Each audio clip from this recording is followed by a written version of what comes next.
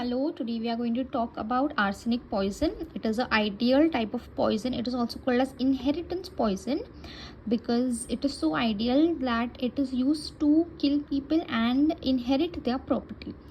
Now, arsenic is non-toxic in its crude form. However, when it makes compounds with copper sulfide oxides, it turns into poisonous.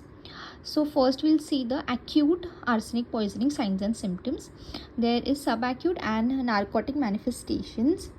There is a 15 to 30 minute delay, after which the nausea, burning pain and all the GIT disturbances start.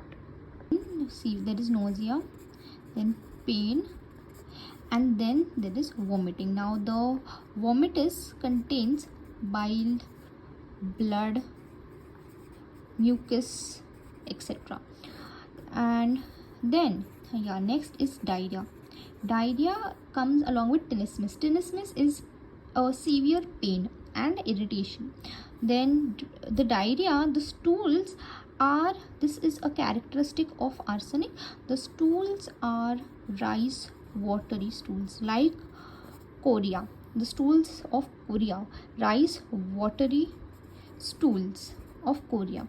It contains shreds of mucus, and if the stools are examined in like 3 to 4 hours, you can find the poison fragments.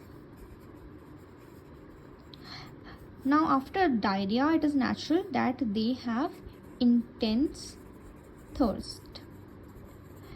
Intense thirst is a constant feature, but after drinking water, the vomiting is increased. Vomiting is increased after drinking water.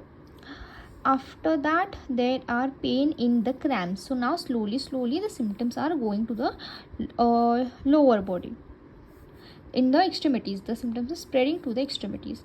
So there is lower limb gets weak, there are painful cramps, they develop dehydration, and urine is suppressed.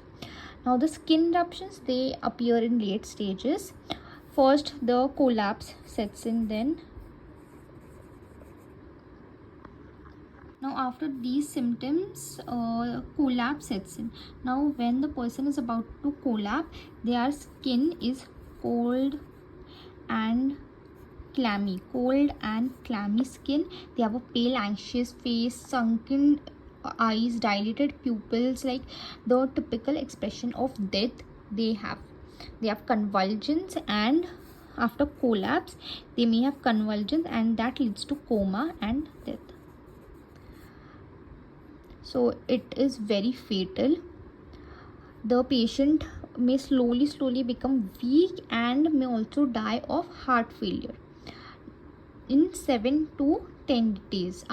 Matlab, agar this that we have discussed, this is the acute stage. If the patient survives this, then he goes to the subacute phase. Now the subacute phase, the symptoms may be present at a lesser degree. After some time, like almost after 7 to 8 days, 7 to 10 days, the patient may have a heart failure, and then he finally dies. Now if a large dose of arsenic is taken, then the amount more quickly it is absorbed. So the GIT, this entire part is skipped in large doses, and narcotic manifestations are directly seen. Now these narcotic symptoms include vertigo, headache, spasm, but main is stupor, kind of the expression we saw in coma, like sunken face, dilated pupil. So a stupor, and after stupor he again collapses, and then death may proceed quickly in 2 to 3 hours. So the fatal dose is 120 to 200 mg, And in narcotic phase, we saw the fatal time period is 2 to 3 hours. In acute phase, it is 7 to 10 days. Okay. Now we'll come to the treatment part, and this is the treatment of acute arsenic poisoning. So firstly, stomach wash. As we all know, all treatments start with stomach wash. So in the stomach wash, we will add warm water and milk to remove the particles, the fragments of arsenic which are stuck to the mucous membrane, because it also acts on the GIT. So to remove it from, to excrete it out of the body. Then we add freshly precipitated hydrated ferric oxide. What is this now? I'll write it down. Freshly precipitated hydrated.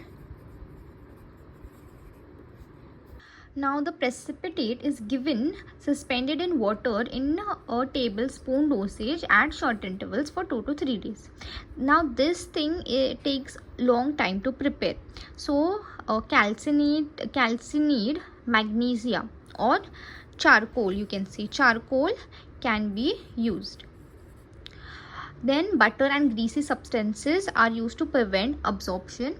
No alkalis. Now this is a thing about arsenic. No alkalis should be given by mouth, since they increase the solubility of white arsenic.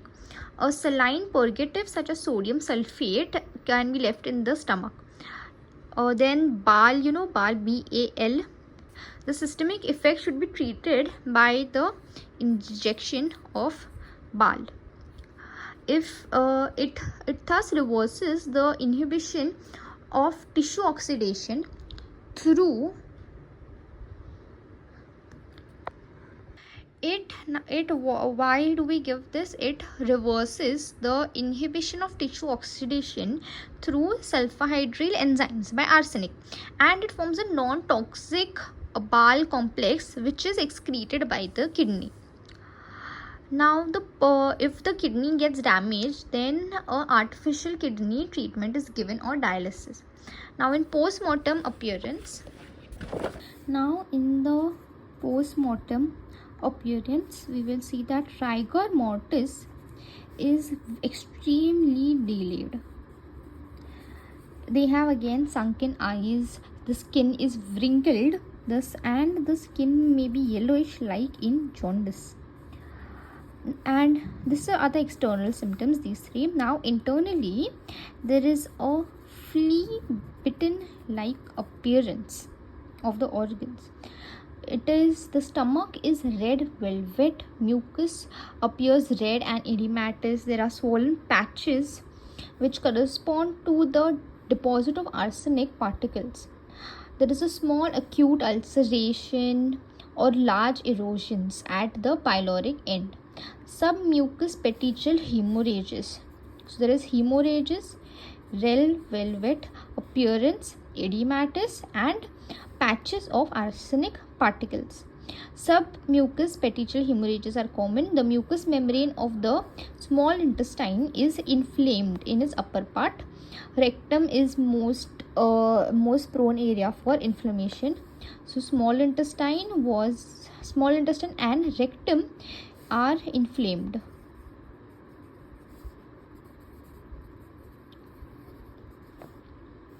Petechial hemorrhages are also seen in the heart, in the left ventricle. Hemorrhages are common in the abdominal organs, and the liver may be fatty and has patches and degenerative changes. The heart and kidneys also may show fatty degeneration. Now this was all about acute arsenic poisoning. Now we'll see chronic arsenic poisoning. In chronic arsenic poison, there may be 4 causes: after effects of acute attack, accidental ingestion, or taking food or drink which people pour, or 4 excretory function is interfered with, or if intake exceeds the excretory capacity of the body. So the signs of symptoms are seen in 4 stages. The first stage is nutritional and gastrointestinal disturbances. So gastrointestinal disturbances is the earliest sign. So in this, there is normal vomiting, diarrhea, loss of appetite, nausea. Then in the second stage, we have catarrhal changes. Now catarrhal changes are like common cold. Okay, like there's conjunctivitis, there is cold coryza. Coryza means running of the nose. There is hoarseness of the noise, like gala kharab ho gaya, sardi ho gayi, zukham ho gaya, like common cold like symptoms are seen in second stage. Then the third stage, in the third, it starts erupting on the skin. On the skin, it is formed as nettle rash like. After a long exposure, there may be raindrop like spots. Raindrop like patchy brown pigmentation is on the skin, which may be mistaken as Addison's disease. There is hyperkeratosis of the it also has hyperkeratosis. Hyperkeratosis is a thickening of skin. It is seen in the palms and soles. Then the hair may fall out and turn brittle. Then this is a keynote. We have me lines. These me lines, they are lines across your nail. On the nails, there are white bands known as Mees lines. It can be on the fingers and also toes. They indicate periods of arrested growth due to interference with normal metabolism. There may be evidences of liver damage, kidney damage, bone marrow damage, and involvement of heart, of course. Then in treatment again, we have BAL, and also with BAL we can give vitamin B complex and intravenously sodium thiosulfate. Now coming to our postmortem appearance. In our PM appearance, there is emaciation, progressive emaciation of the body, anemia, fatty degeneration in the heart muscles, liver and kidneys. Then there is congestion of GIT. And in microscopy, we see peripheral neuropathy. Arsenic is also deposited at the end of long bones, which may be examined and we find the presence of poison. Now this poison on the long bone, we clearly see it. We clearly see it on the shaft of lower end femur. Okay, now we'll come to the medico-legal aspect. There is something called as arsenophagicists. These are people who eat arsenic, and the process of eating arsenic is called as arsenophagia. Now they eat it because they think it increases their libido. But the disadvantage in homicidal poison is it retards putrefaction.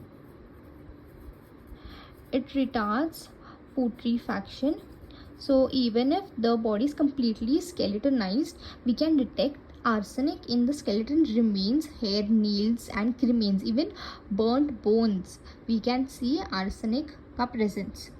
Thus, it is not a typical homicidal poison. Arsenic is a most popular homicidal poison because it is cheap, it is easily available, it has the lethal dose, the fatal dose is just 120 mg, so it's a small dose. It is tasteless, odorless, so it can be mixed in any kind of food and given. The symptoms are seen like in half an hour. That's all about arsenic poisoning. You need to score well in your exams.